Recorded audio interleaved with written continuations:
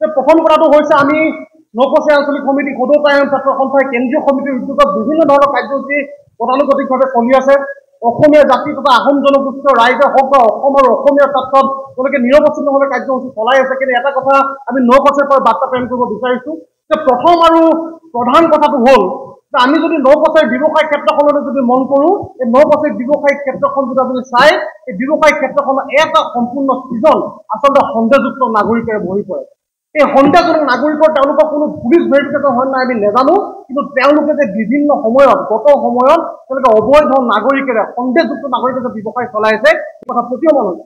নকছাৰী যিসমূহ ইটা ভাটা আছে, আমি যদি 10টা ইটা ভাটা আমি যদি ধৰোঁ, এই 10টা ইটা ভাটাত যদি গড়ে 50 জনকৈ যদি সন্দেহযুক্ত নাগৰিক আহে, প্ৰতি বছৰে 500জন সন্দেহযুক্ত নাগৰিকে নকছাৰীখন ভৰি পৰে। এই 500জন নাগৰিকৰ তথ্য আৰক্ষীৰ ওচৰত আছেনে নাই আমি এতিয়ালৈকে গম পোৱা নাই, তেওঁলোকে ভেৰিফিকেশ্যন কৰে আমি নাজানো। গতিকে সেইকাৰণে আমি আজি এই সংবাদ মেলৰ পৰা আমি এটা তেওঁলোকক অনুৰোধ জনাব বিচাৰিছোঁ। প্ৰথমে আমি অনুৰোধ কৰিছোঁ, তেওঁলোকক বিনম্ৰ গুহাৰি জনাইছোঁ যে এতিয়া যিহেতু তেওঁলোকৰ ইটা ভাটাৰ তেওঁলোকৰ ছিজন আহি আছে, খৰালি কালত তেওঁলোকৰ ছিজন আৰম্ভ হ'ব, গতিকে আমি সমূহ ইটা ভাটাৰ ব্যৱসায়ীসকললৈ আমি এটা কথা স্পষ্টভাৱে তেওঁলোকক আমি অনুৰোধ জনাব বিচাৰিছোঁ যে অহা বৰ্ষত যি আপোনালোকৰ কাম আৰম্ভ হ'ব, তাত যাতে এজনো অবৈধ বাংলাদেশী নাগৰিকে হওক বা অবৈধ সন্দেহযুক্ত নাগৰিক যাতে নকছাৰী ভৰি নপৰে, তাৰ প্ৰতি আপোনালোকে বিশেষ পদক্ষেপ গ্ৰহণ কৰিব লাগিব। সেই তাই এখন ছাত্ৰ সন্থা আপোনালোকলৈ স্পষ্ট আপোনালোকৰ বিনম্ৰ গুহাৰি। নকছাৰী হৈ থকা বিভিন্ন কৰ্মযাতে দিছে। আমি দুদিনমানৰ আগতে আমি তাতো দেখিবলৈ পাইছিলোঁ যে এচাম সন্দেহযুক্ত নাগৰিক আহি পেলাই তেওঁলোকে ইয়াত কাম কৰে।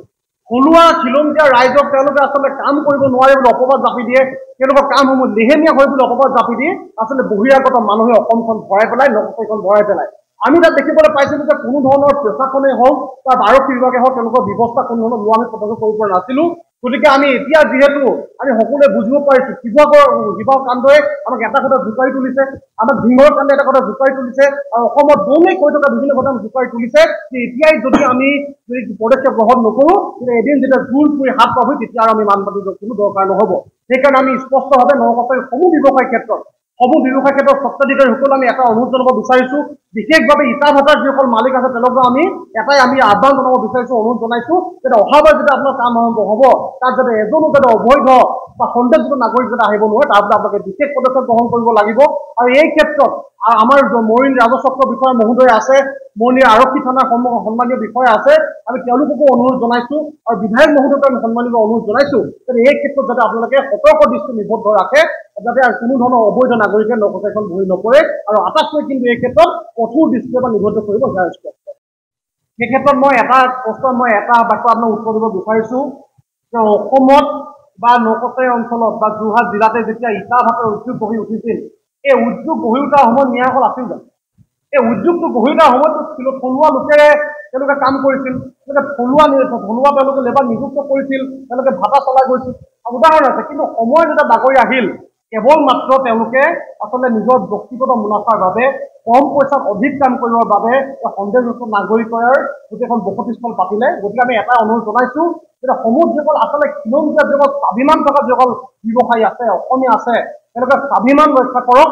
আপোনালোকে সেই স্বাভিমানী জাতি হিচাপে মূৰ তুলি জীয়াই থাকিবৰ বাবে এই কঠোৰ পদক্ষেপ সময় আহ্বানত আপোনালোকে গ্ৰহণ কৰিব লাগিব। অনুৰোধ জনাব বিচাৰিছোঁ যে নকছাৰী সমূহ ব্যৱসায়ী প্ৰতিষ্ঠানৰ স্বত্বাধিকাৰীক তেওঁলোকক আমি 5 দিন সময় দিছোঁ।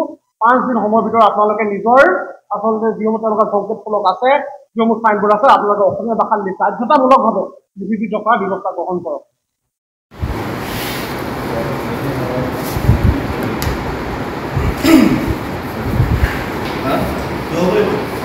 যিকোনো খবৰৰ বাবে যোগাযোগ কৰক 7099017330 অথবা 7099017990 নম্বৰত।